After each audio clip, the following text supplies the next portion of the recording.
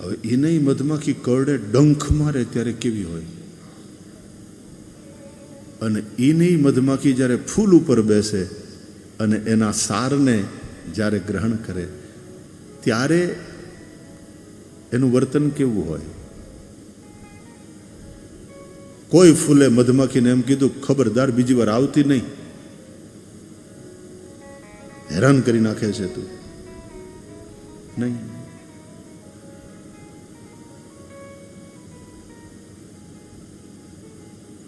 ફૂલ કહે ભમરાને ભમરો, વાત વહે ગુંજનમાં, માધવ ક્યાંય નથી મધુવનમાં, માધવ ક્યાંય નથી મધુવનમાં.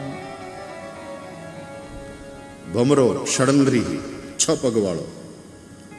ભ્રમર ગીત છે ને ભાગવતમાં 10મ સ્કંદમાં, એમાં ગોપીઓ કહે છે કિમિહ બહુ ષડંગ્રે ગાયસિત્વમ યદૂનામ અધિપતિમગૃહાણામ અગ્રતો ન પુરાણમ. કિમિહ બહુ ષડંગ્રે, ક્યો રે ભવરે. સીધું સાદું ભાષાંતર કરવું હોય તો આવી રીતે થાય.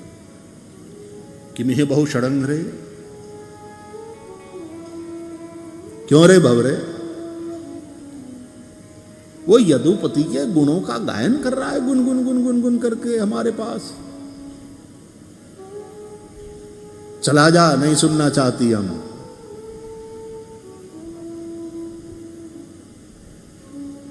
जैसा वो है वैसा तू है, वो काला है तू काला, वो पीतांबर पहनता है तूने.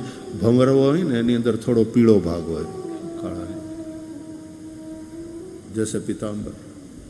वो मीठा मीठा बोलता है, तू भी गुनगुन गुनगुन करता है, लेकिन तेरा स्वभाव भी वैसा ही है जैसे आप तेरे स्वामी का जिसने तुझे भेजा है. भंवरा तू किसी एक फूल पर टिकता नहीं है. फूल पर बैठता है तो वो फूल सोचता है कि ये मुझसे प्यार करता है, तो उसके रस को पीता है. फिर उस फूल को छोड़कर दूसरे फूल पर, उसको छोड़कर तीसरे फूल पर. तू कहीं एक जगह टिकता नहीं है. जिसने तुझे भेजा है वो यदुपति, वो भी वैसा ही है. कल तक हमसे प्यार करता था, आज हमको छोड़कर चला गया मथुरा, हमें छोड़ दिया. वहां वालों को लगता होगा कि हमसे प्यार कर रहे, याद कर लेना एक दिन वो मथुरा भी छोड़ेगा. द्वारका, और द्वारका में भी नहीं टिकेगा, एक दिन द्वारका भी छोड़ देगा. छोड़ना इसका स्वभाव है. चला जा भंवरा, यहां से चला जा. नहीं सुनना चाहती अब हम उनकी कथा. कथा सुनने से ही तो हमारी ये दशा हुई. कथा सुनकर के ही तो प्यार हुआ, प्रेम हुआ, भक्ति हुई. न मिले वो, अब न घर में कहीं मन लगता है. हमारी दशा बड़ी बुरी है. कथा सांभળી सांभળી, उपदेशो सांभળી सांभળી, સંસારથી વૈરાગ્ય થાય, સંસાર છૂટી જાય, સાધુ બની જાય, સંન્યાસ લઈ લે, અને સંન્યાસ લીધા પછી પણ પાછા ભગવાન ન મળે, અને પાછો બીજો સંસાર વસાવી લે, તો ન ઘર ના રહ્યા ન ઘાટ ના રહ્યા. કિમેહ બહુ ષડંગ્રે.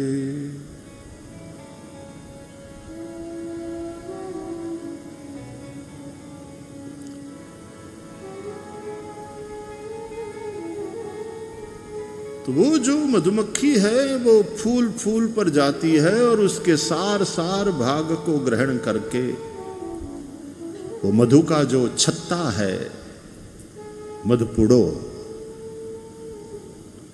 भरती. तो ये सार है ने, सारम सारम समुद्रित्य मनीषया. वो तुम्हारे कान में उड़ेल रहे हैं। सूत आख्या ही कथा सारम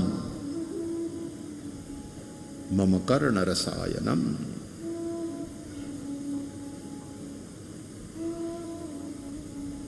तुम मधु से भर जाओ, तुम आनंद से भर जाओ।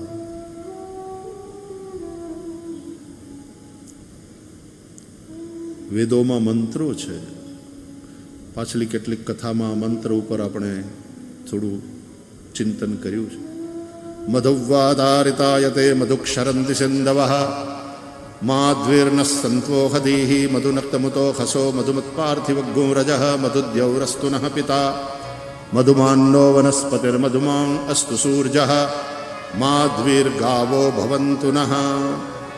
આ 3 મંત્ર છે યજુર્વેદમાં.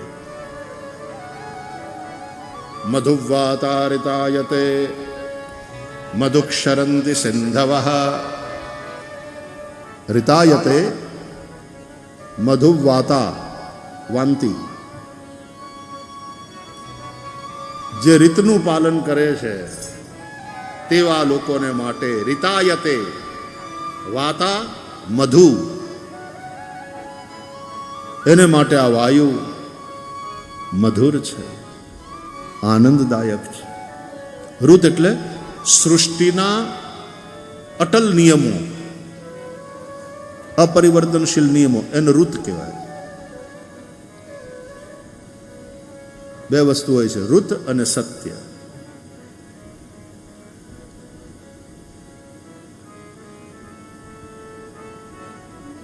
સૂર્ય ગરમી આપે એટલે ગરમી આપે, એ શીતળ ના હોય. પાણીમાં પોતાનો ગુણ છે, અગ્નિમાં પોતાનો ગુણ છે, વાયુમાં પોતાનો ગુણ છે. સૃષ્ટિના આ જે અટલ નિયમો છે, અપરિવર્તનશીલ નિયમો, એને ઋત કહેવાય. એ અનુસાર જે ચાલે, સૃષ્ટિના નિયમોને તોડે નહીં, એના ચક્રને ડિસ્ટર્બ કરે નહીં, એવા લોકોને માટે વાયુ મધુર વાય છે. મધુક્ષરંતિ સિંધવઃ. સિંધુ આદિ નદીઓ એ મધુર પાણી વહાવે છે. એના માટે સિંધુ એટલે સમુદ્ર મધુ હોય છે.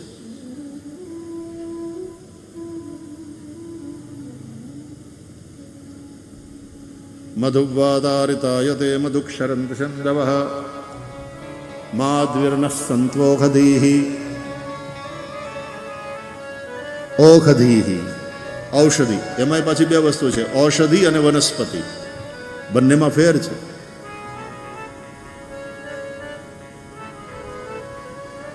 ફળ આપ્યા પછી વૃક્ષ કે છોડ સમાપ્ત થઈ જાય તો ઔષધિ.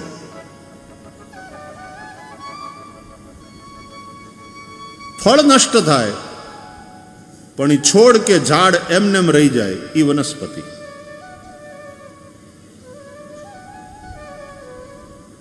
આંબો દર વર્ષે કેરી આપે, ચીકુ દર વર્ષે ઋતુ આવે એટલે ફળ આપે. પછી કેરી છે, ચીકુ છે, ખાઈ જવા જોઈએ, નહીં તો પેરિશેબલ આઈટમ છે, ખતમ થઈ જાય.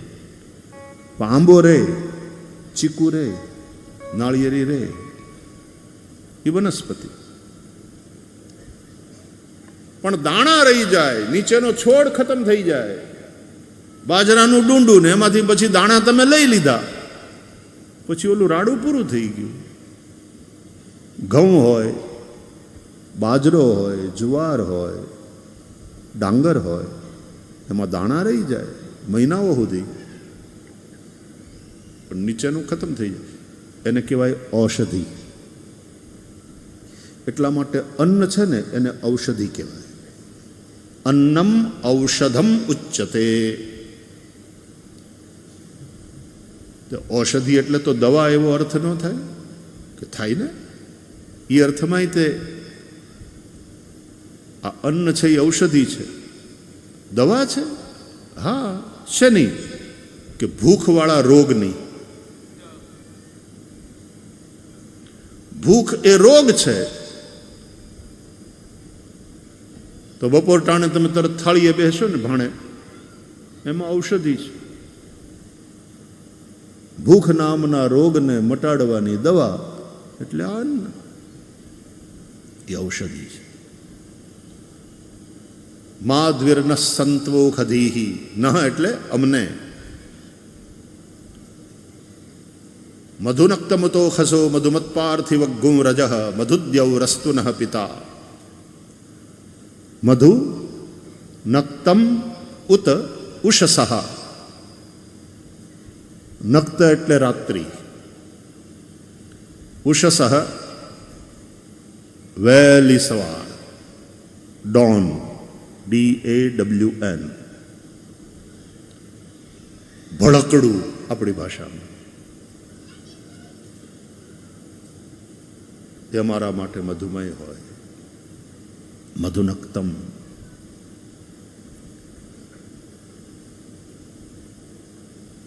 અંગ્રેજીમાં તમે બોલો છો ને ગુડ નાઇટ, એને બદલે મધુનક્તમ કહેવાય. નક્ત એટલે રાત્રિ. મધુનક્તમ વા શુભનક્તમ. સંસ્કૃતમાં બોલવું હોય તો ગુડ નાઇટને બદલે શુભનક્તમ. મધુ નક્તમ ઉત. ઉત એટલે અને.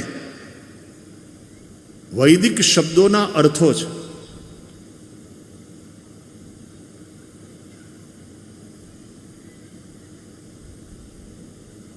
મધુ નક્તમ ઉત ઉષસઃ એટલે કે વહેલી સવાર, ભળકડું. જે પ્રકૃતિના નિયમોનું પાલન કરે છે, જે ઋતુનું પાલન કરે છે, એના માટે રાત્રિ મધુમય હોય છે, એના માટે સવાર મધુમય હોય છે. સૃષ્ટિના નિયમોનું પાલન કરે છે. પંખીડાઓ જો સાંજ પડે આવી જાય ઘરે, માળામાં કલરવ થતો હોય, અને જેવી રાત થાય, અંધારું થાય, એકદમ શાંતિ, હુઈ જાય. આપણે રાતના 12 વાગ્યા સુધી પાર્ટીઓ કરીએ. આપણે ઋતુનું પાલન કરતા નથી. આપણે પ્રકૃતિના નિયમથી ઉલટા ચાલીએ છીએ. પ્રકૃતિના નિયમ અનુસાર ચાલીએ તો સૂર્યાસ્ત થાય પછી કંઈ ખવાય નહીં. રાતના 12 વાગ્યા માણસ ખાવ ગલીમાં જાય, ગાડીઓ લઈને ફાસ્ટ ફૂડ ખાય. એટલે હું પછી મધુ ઝેર જ હોય ને.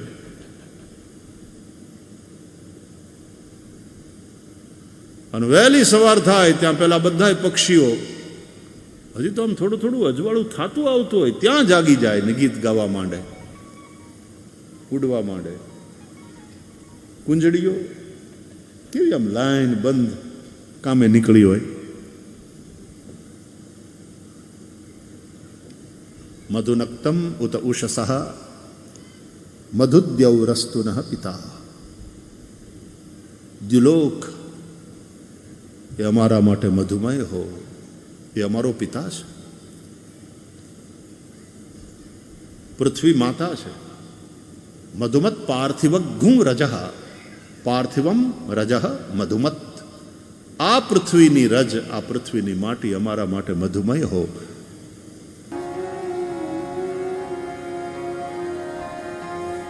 કસ્તૂરે તિલકમ લલાટ પટલે વક્ષઃ સ્થલે કૌસ્તુભમ નાસાગ્રે વરમૌક્તિકં કરતલે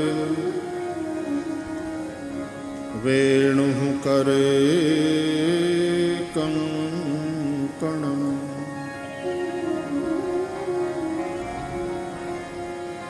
સર્વાંગે હરિચંદનમ સુલલિતમ કંઠે ચ મુક્તાવલી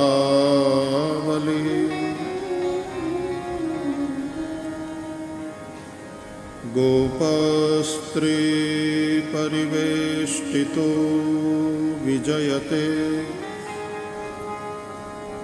गोपाल चूडामणि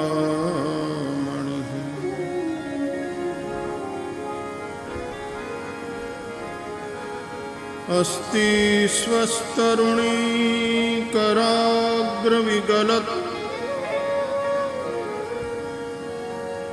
कल्पप्रसूनाप्लुतम्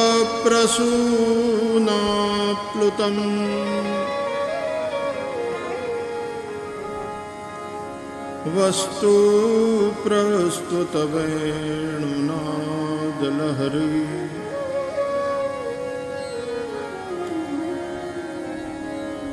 निर्वाण निर्व्याकुलम्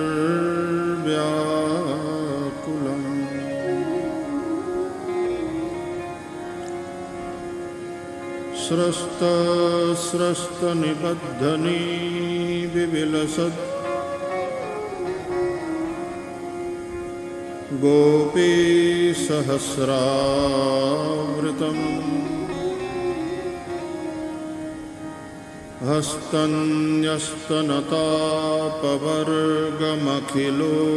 हस्तन्यस्तनतापवर्गमखिलोदारम् किशोराकृति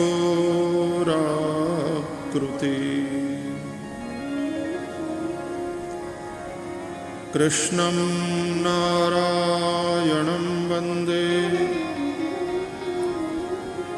कृष्णं वन्दे व्रजप्रियम् कृष्णं द्वैपायनं वन्दे कृष्णं वन्दे पृथासुतम्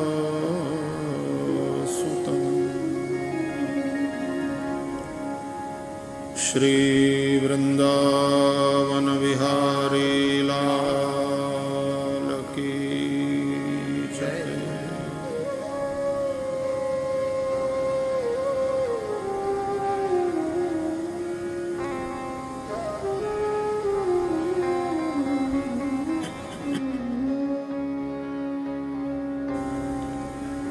श्री शुक उवाच गर्गः पुरोहितो राजन् यदूनां सुमहातपाः व्रजं जगामनन्दस्य वसुदेव प्रचोदितः तं दृष्ट्वा परमप्रीतः प्रत्युत्थाय कृताञ्जलिः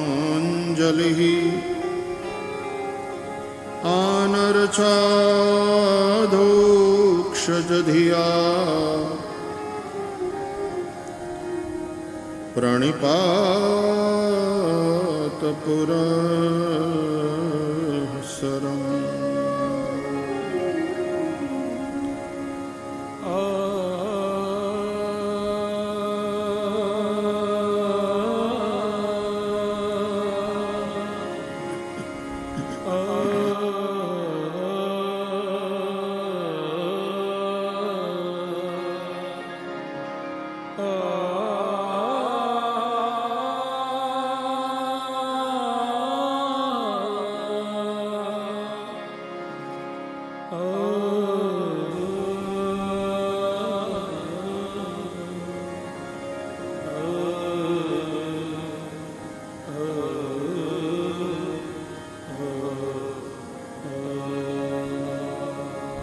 बोलिए श्री सुखदेव जी महाराज की